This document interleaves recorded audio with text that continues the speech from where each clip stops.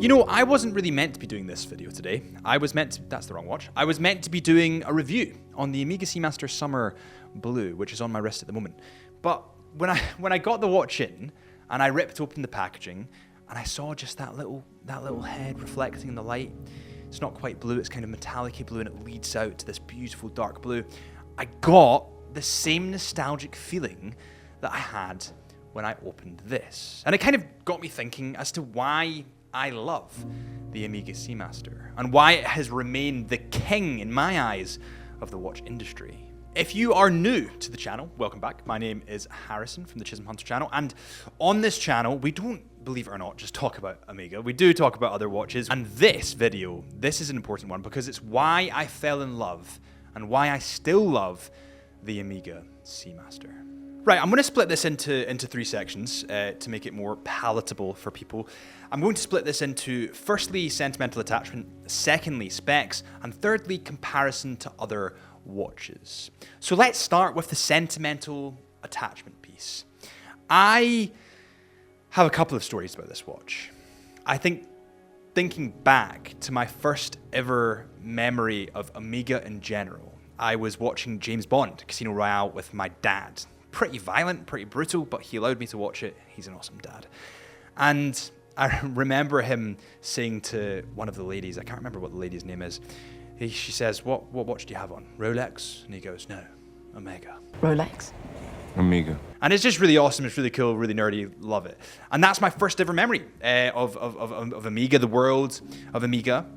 Since then, I always relate Omega to watching a movie with my dad, to being comfortable, being young, and being in the loving arms of my dad, which is a really lovely thing. Now, to top it off, my dad also used to pretend he was James Bond and run around, which is a different story. After that, I then started getting into photography, into videography, and into watches. One of the very first watch reviews we ever did, not the first, but one of the very first, was an Omega Seamaster white dial. It was this watch, apart from it had the black strap. I remember so vividly opening that watch when I was, I believe, 19, maybe 18 years old. I remember the excitement. I remember really dreaming that one day I would be able to get that timepiece. And that day eventually came around and I got said timepiece. Since then, this watch has been everywhere with me. Honestly, name the country, odds are I've probably been there. A lot of my job was travel videography for a period of time, which means that I had to go around Indonesia, Vietnam, Thailand, Australia, Philippines. Literally, you name it, I've been there and I wore this watch. And I never got the watch stolen. And I think that that's a big thing because when you wear a Rolex, it's kind of flashy comparatively to an Omega Seamaster. Omega Seamasters don't scream rip off my wrist as much as a Rolex does. And I know that kind of sounds weird. They're both expensive watches. However, this is more of a tool rather than a statement. And that really nicely actually brings me on to the specs of this watch. What makes it functionally the perfect fit for me, why I love it, from a functionality, technical, watch nerdy standpoint, if you will. So it does come in at 42 millimeters. It comes in at 13.6 millimeters in thickness. So it's by no means small. However, for the functionality that's crammed into this piece, I think it's a pretty bloody good size. And also I think they've proportioned it pretty perfectly. I think the design aspect is something that they've nailed, and they have been nailing for a very, very, very long time. So that's the next kind of bit that I love. I love the design aspect. I love the symmetry. I love the fact it has a date window at the 6 o'clock mark. I love the Super Luminova. I love the skeletonized hands. Now I know skeletonized hands aren't for everyone. However, they are for me, and that's partially why I love this watch. I love the helium escape valve, and I know, it's a love or hate for a lot of people. For me, it's a love.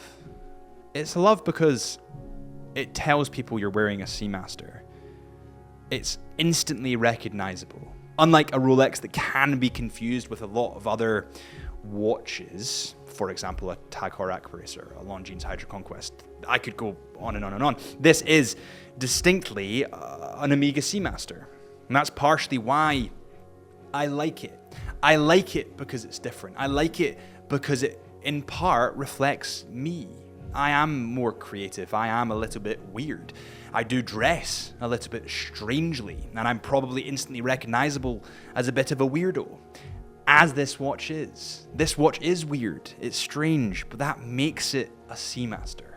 Not to mention the movement, which, by the way, when you turn this watch around, you can't see anything because it's behind a NATO strap. But on this model, it does open up and reveal that 8800 caliber movement, which is in-house from, well, Swatch Group in essence. And it is METAS certified as well as COSC. Now, yes, it's not exactly hand finished. It is mass produced, but it's a powerhouse, a fantastic machine of a movement. And the fact you can see into that movement, see the beating heart of that movement, kind of puts it aside from other watches.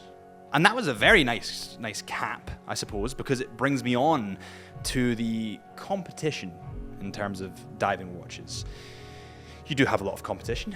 The one that normally people talk about being Rolex. Oh, I do apologize, guys. I've tweaked my neck in the gym, and that's why I'm kind of moving like a bit of a robot. I was actually in the car. I was driving somewhere, and the car was coming to my right, but I couldn't move to my right, so I kind of had to go like round.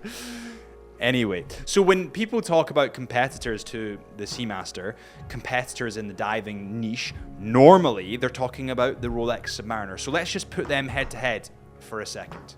I'm pretty sure we've done a full video on this, but let's just put them head to head for a second and let's talk hypothetically.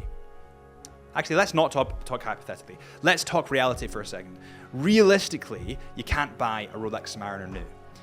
And that's partially because of the demand of Rolex and also the secondary market value. You can buy an Amiga Seamaster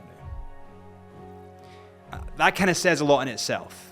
You have the money to go in and get spoiled at your chosen jewelers, whoever that might be, Chisholm Hunter. And that's kind of what you want. You want to walk into a store and have emotion. You want to be triggered. You want a luxury experience to be luxury, not to walk in and feel rejected out the store because they don't have your watch in stock, or be kind of swindled into buying something different in order to get the one you actually want. That's not the experience you're after.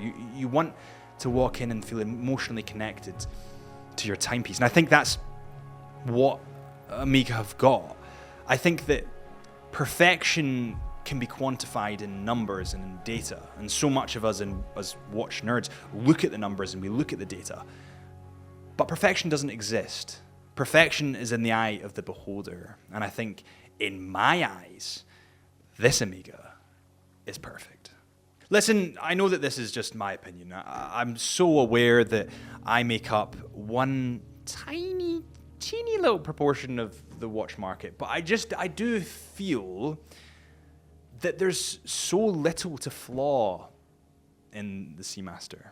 And actually, it brings me on to this. It brings me on to the Summer Blue. It's actually a watch that we're doing a review of right now. Wow, this has a closed case back, Drew. I didn't remember that. I don't like that. Why does it have a closed case back? I shouldn't have a closed case. Oh, yeah, but I don't care. I want it to have an open case back. Well, there you go. There you go. Perfection doesn't exist. I prefer open case backs. Maybe it's because this model has an open case back. Who knows? But this doesn't. So we'll be talking about that in a review real soon. I'm sorry about talking about the Seamaster so much. You guys that have been here for a while, you might have heard me rant about it, but I do have a personal connection with it, and I do love that watch. So thanks for sticking around, and I'll see you soon.